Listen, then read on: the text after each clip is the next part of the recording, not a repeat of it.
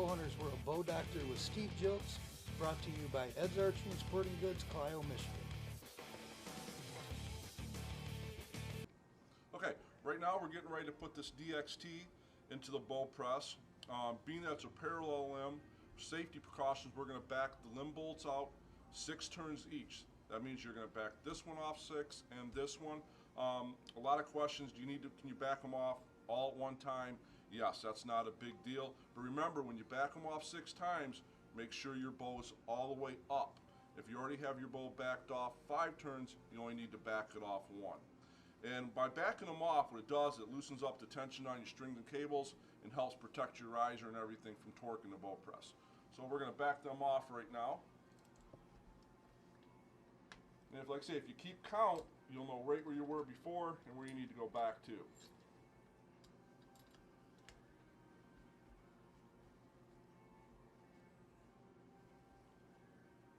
And 6. We're going to do the same thing on the bottom limb.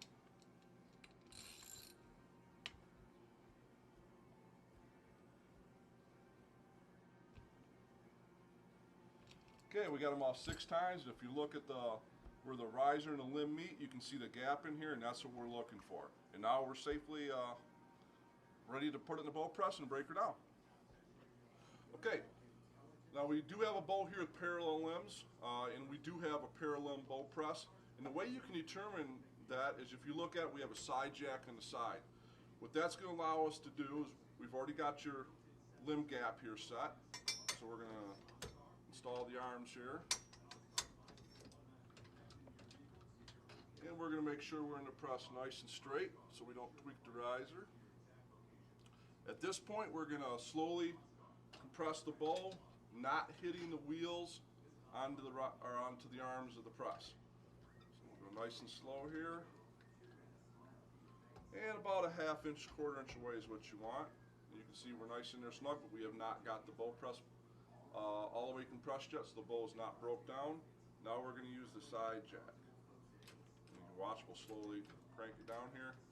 And now our tension's off here and we're able to work on the bow with our hands free and everything loose.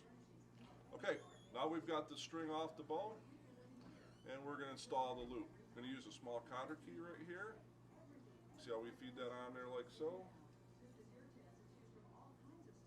Going to feed the loop on through both holes.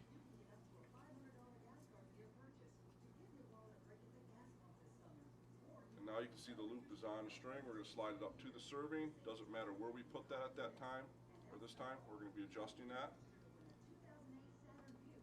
Move our cotter key. Now we're going to put the string back on the bottom cam. Here's where you want to make sure everything tracks correctly. And I always put my finger on it and take a good look and make sure all our strings, cables are in the track, because that can cause a lot of problem if you take it out of the press and it's not in the track. And we are all set. Now we're going to take it out of this and put it in the bow press and get her going. Okay, we've got the whisker biscuit mounted right now. Now we're getting ready to mount the string loop. We've got it out of the bow press and in the bow holder. And we're going to stick the arrow onto the string and install it in the rest. Now a lot of people say, why do we have vanes at this end of the arrow when they're actually supposed to be at this end of the arrow? We do this because we get a lot of customers like to watch us do our work, and it's hard for them to see just a tip sticking out of here, and for safety we don't have them lean across, and a lot easier to see and they're not hitting their head on the end of the arrow here. Okay, we've got our arrow directly across the hole. That's what we're looking for. Fairly center here. Now we're going to install some levels. And there's the arrow level. And string level.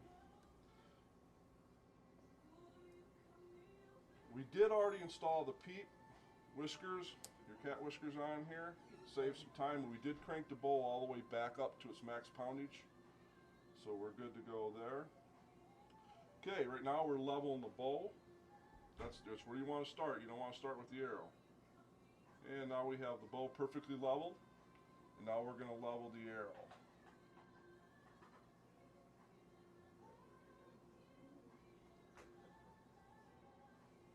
And we are perfect. And you can take a look at that and you can see that's where we want to start. Level is as good as you're going to get. You still will have to paper tune the bow, but this is the best starting position you can get. Now I'm going to install a knock on here. This knock is going to do nothing for us other than give us a starting point where we're going to put the loop. And we're not going to crimp this down hard. Just going to put it on there so it doesn't slip. We're going to remove the arrow. Use a little bit of white out here. And you don't need to put this on real thick. This is just going to tell you where to install the loop. This is kind of our trick, a way of doing it a lot easier.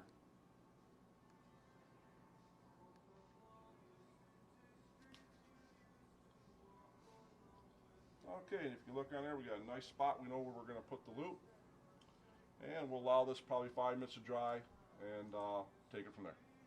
Okay, we've already got your loop on the string. We've got our white marks here. I've already manipulated it to where I want it, and we're going to slowly set it now. Got a set of knocking pliers that pull loops. Actually, it's a loop pulling plier. And we got our loop started real good.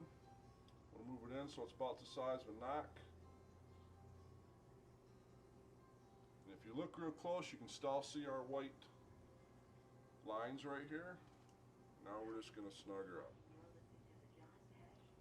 Now, we got the loop on, and everybody says, well, we put the loop on, how do we adjust it? If we need to paper tune it, you simply turn it, it'll go up the string, turn it the opposite direction, it'll go down the string.